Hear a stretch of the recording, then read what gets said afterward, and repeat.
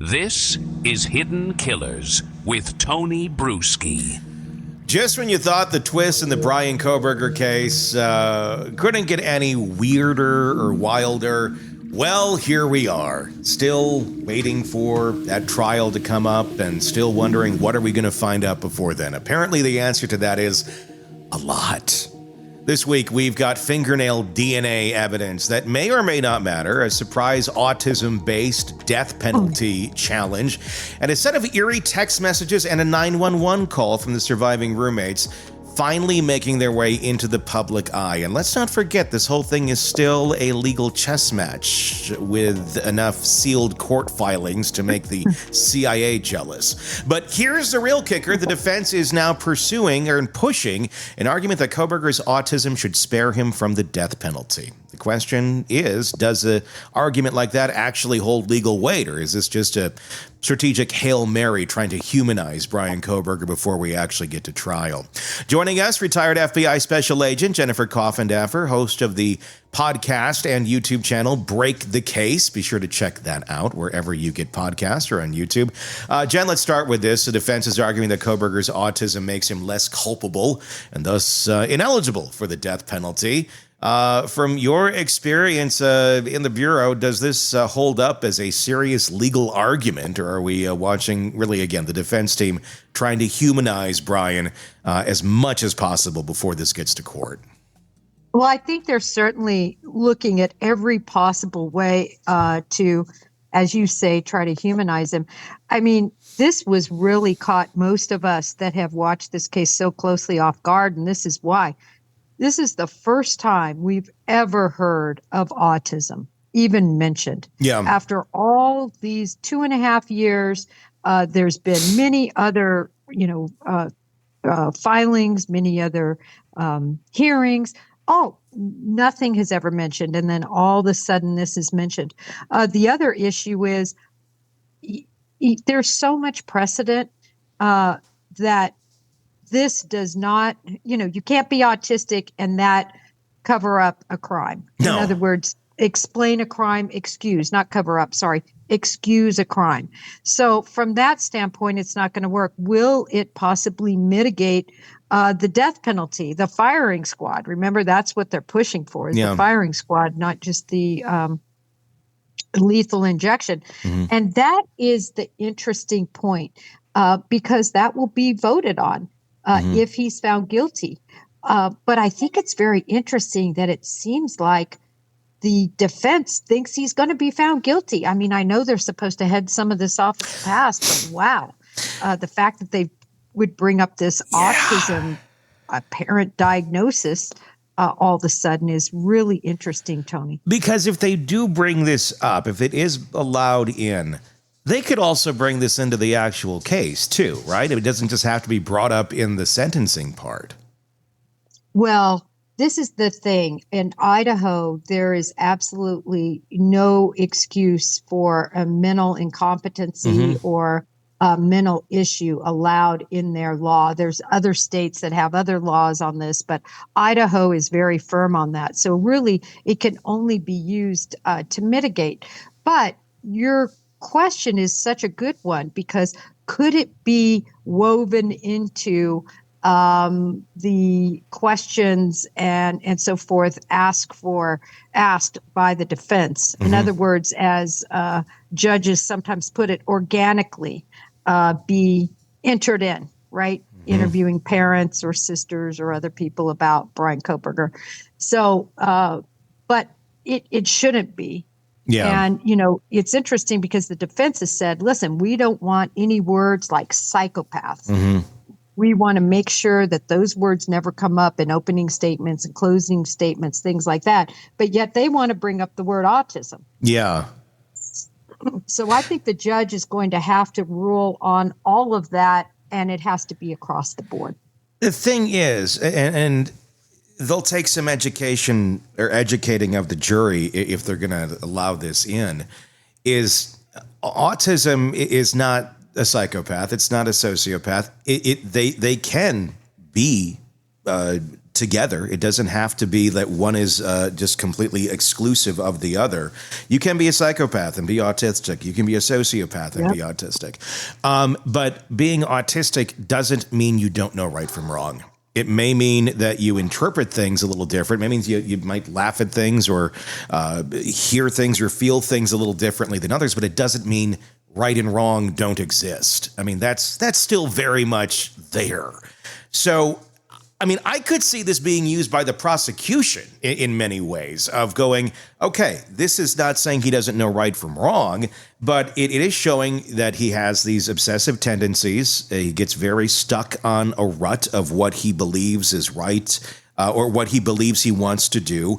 You talk about incels and such. I think you go to any sort of group of incels, you probably find almost all of them are autistic and on the spectrum somewhere. That's why their brain works the way that it does. And the right and wrong thing, a lot of them don't act. They just, they commiserate in this weird, way of thinking. To me, I mean, I looked at Kohberger from day one and went, he's autistic, without a doubt. He's on the spectrum somewhere. And I'm not a doctor. I'm not a psychologist. I would guess he's somewhere in the Asperger's realm of the world, where there's just that disconnect in very, very different ways and obsessive ways of thinking of things. And if this is the lane that he got into after years and years of rejection from women and developing this hate and just trying to find his place, it explains him. It explains him far more than I think many other things. Doesn't excuse any of it, but you go, oh, that's how he could get this obsessed with something and go down this line. And then I think you probably have a personality disorder at play as well, which would then allow the right and wrong to be out of the window. Tony, on just talking with many different people regarding this and on social media, on X, talking about this particular thing. There are so many people in true crime that are autistic, right? Yeah, they have completely. autism, I should say. Yeah. And all of them vehemently say, this is, we're not murderers. We're not this. Yes. We're not, we're regular people who are maybe socially, not as comfortable, really. And the other thing is, Tony, I take a look at the times he's interacted with police, because there we get to see him in action. And we have a lot of footage with him interfacing with police. The 2 interdiction stops in Indiana and the stop with the female police officer for making a left turn on a red light. That was a long interaction.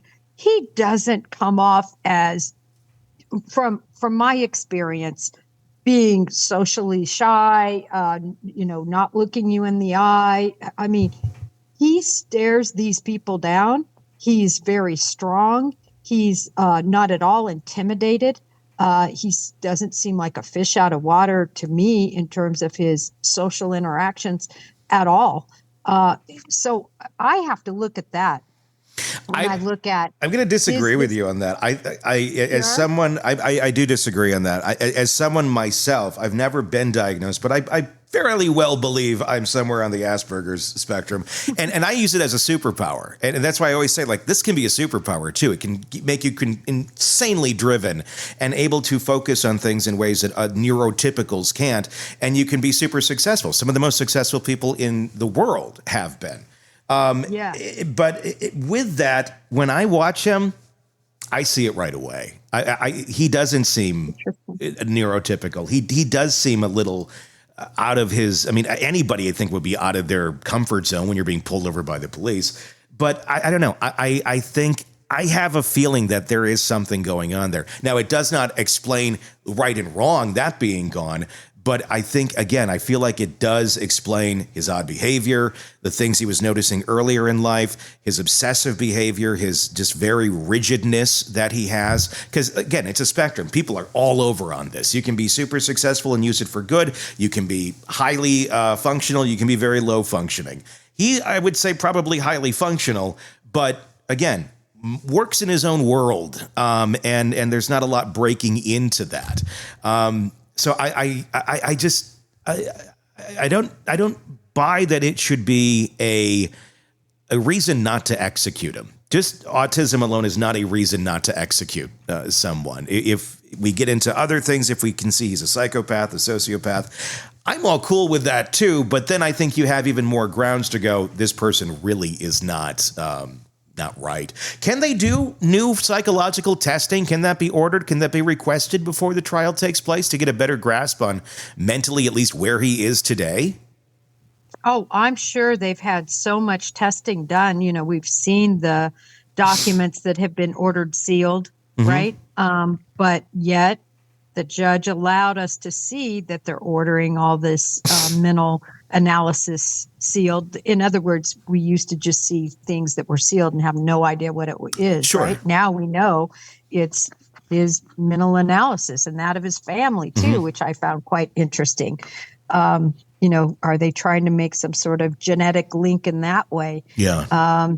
But you know, Tony, at the end of the day, they're going to look, I think, if he's found guilty, they're going to remember, and I believe the judge will let these photos in. They're going to see the crime scene photos. Yeah. They're going to see what this person did to these 4 young kids. And I call them kids because they were, you know, very young adults, certainly not financially free yet. So young adults. And I think that that is going to override the word autism. Yeah. And that's not going to be considered. It's going to be his actions that will be considered, not one of the many monikers of mental health issues that they try to put on him. I'd agree, and I hope that is how that is handled there. What's your take now that we have we've actually seen the text string, or at least a good chunk of the text string with the surviving roommates, and we've now seen the text of the 911 call that has been released. What's been your take on all that? You know, it's so important for showing the timeline. That's a pretty solid, tight timeline now. Yeah. With all the messages that were done. And now we know exactly, you know, when 911 was called. We know exactly when the text messages took place, when Dylan Mortensen tried to reach out to Kaylee and Maddie and Xana and tried to get them to respond. We know when she reached out to her father now. So we have this beautiful timeline that cannot be argued. So I think that's really important. The jury needs to see that. Secondarily, it proves what was said in the PCA all along. Yeah. That Dylan Mortensen wasn't so trashed from drinking that she couldn't identify details. She said, this is the mask, you know, covered his mouth. It covered his whole head like a ski mask. And even when Bethany tries to say, well, remember, Xana wore black tonight. She said, no, this is different. I'm so scared. I'm so freaked out. So it really is in line with everything we've heard, that she was scared. She was frightened. What people are angry about is her actions she took, that she didn't call 911, that she didn't, you know, go and check on them. But who could ever imagine that your 4 roommates were massacred? You could imagine a guy came in to steal some stuff. Yeah. But I think she was just scared and said, I'm just going to hunker down here and talk with Bethany until my phone dies. And then when it gets light out and I feel, you know, I'm going to go down and see her. I think people need to take a step back on that one and go and stop saying, well, this is what I would do. Well, that's great. That's what you would do. Are you a 19-year-old in the year 2022? And in this sort of situation and what the way that your social structure has been brought up is probably not the same of a 40-year-old. No, it's very, very different. And it not maybe the most effective way of thinking or the best choice that she made not to call 911, but they communicate amongst themselves before they call the police, which is not that uncommon. Plus, if you're not truly thinking that your roommates are murdered at that moment in time, which I don't think they thought, you know, well, maybe they're just drunk and passed out and there's a weird guy that came in the house. We just saw him leave. Okay, you know, it's done. Let's go back to bed. They're not thinking that the people are dead. Plus, you're a party house. The last thing you want is the police wandering through your party house, finding whatever somebody may have in their own room that may be illegal, or somewhere in the house, or anything of that nature. You're not openly inviting police in for any real reason. And not knowing that there's a murder scene yet, yeah, I get it why you wouldn't be calling the police when you're in that mindset. Back in our days, if we were in that situation, the only option we had was 911. We didn't have text to friends. We didn't have a cell phone to call our buddies and go, hey, I'm really scared right now, and kind of get that fear mitigated and calm down. These guys did. So it kind of makes sense to me. Their line of thinking, again, not the best choice, but it makes sense. It does make sense. And the other thing is, we know that they had no inkling anything bad had happened, because even when they're seeing Xana lying on the ground, unconscious, they're still saying, oh, she went out last night. She got drunk. Yeah. I mean, that's all throughout the 911. They're not saying she's bleeding out. And I tried to explain that, yes, the blood down the wall, that's all very real. The bloodbath that's in Maddie and Maddie's room with her and Kaylee, all that's real, because if you slice somebody's throat and break open an artery, yes, it's a complete bloodbath, stabbing them in the chest, all of that. But we don't know exactly where Xana was cut. And when you take a knife that's that thin blade like that, and you go in and out and pierce the body, it closes, the skin closes. So if he didn't go for the neck or the artery and just stabbed her at various places, I've treated these and I've seen them. And it's amazing. People can even walk around with multiple stab wounds because they kind of seal up, and it's not until the internal bleeding starts that's inside the body that they can die. And I think that that's what we're going to hear about with Xana. Yeah, I mean, there's 4 different people here. It's not all of them were killed exactly the same way. You can stab somebody and it looks like they're passed out sleeping because it didn't turn into a bloodbath. On some of the others, it certainly did. But maybe not on Xana. That's how it presented at that time of that phone call. Where do you think, or what else do you think we're going to hear coming out here now that Hitler's very much pushing for transparency? We have the 911 call. We have these text messages. There's a lot I'm curious about, including like the cell phone data of Kohberger. What was he looking up? What was he texting? Those sort of things. What was on his Amazon shopping list? What do you think we're going to find? What do you think is going to come out here before the trial now? Well, I think there could be more information related to his digital searches. We already know the Amazon, the defense is trying to get that out right away. They don't want to see searches, and they don't want to see what he purchased, Which right? are because key items. It's going to go back to that K-bar knife. Yeah. That's what I believe. Yeah. But separate from that, I want to know all the digital information related to things like Google searches. Yeah. Did he, how to best kill somebody, the quickest way, things regarding his sexual anger. Was he Googling about incels? Was he, what all was he that's what I want to see. And I think the defense, especially if there's some that creep into that mind, the mind of Kohberger that gives us a glimpse. I think we're going to see more on that, that the defense is going to motion to keep out. They'll certainly file their motions to keep it out, but I'm guessing there's some pretty damning things in there. I think if we see a K-bar knife on an Amazon list, I think it's game over. And especially if we see anything involving searching for murders or being involved in any sort of incel group or just expressing the frustration with women. And some of the things that we've seen, not exactly that, but just very, interesting ways of thought patterns with him in the past. That's going to be very, very damning. So I get that's why they don't want it in there. Is that also why we are seeing such a strong argument this early in? Granted, we're almost 3 years in, but this close to the trial for arguing his life or death with the autism argument. Not to focus on the autism argument, but to go, is this why we're putting this in here now and we're making a big focus on it because we're almost kind of assuming, look, all this other shit's going to come out and it's game over at that point? Yeah, I think that you hit the nail on the head there, Tony. And the other thing is, and I know I've argued this isn't going to happen this year. We're looking at next year at the earliest. Man, I'm quasi retracting, only not the whole way because my experience is speaking against me. But what I didn't factor in is Judge Hippler. Yeah. Judge Hippler is running a tight ship, even tighter than I expected. Yeah.